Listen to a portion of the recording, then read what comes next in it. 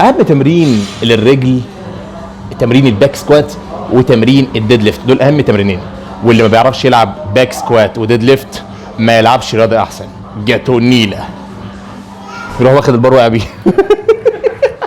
هو ده فالح، هو ده جاتك نيله. هضع البار على عضلات الابر ترابيزيوس هنا في المنتصف، تمام. بعد كده هقف رجلي في اتساع صدري في عرض كتفي تقريبا، وبعد كده هروح نازل بالحوض هكذا واروح صاعد هكذا، تمام.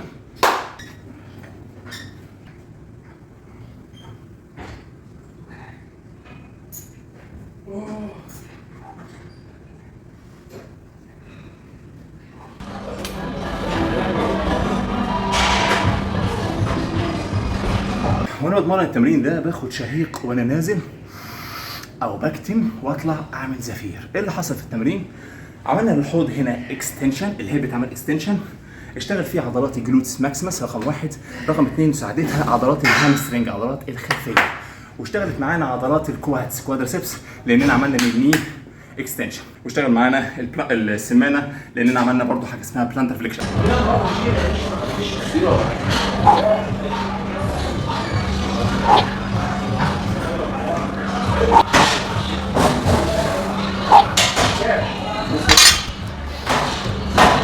تمرين الديد ليفت من اهم التمارين، لازم يكون البار بيحتك بقصبة رجلك، ولازم وانت طالع تعمل اهم حاجة، تعمل دي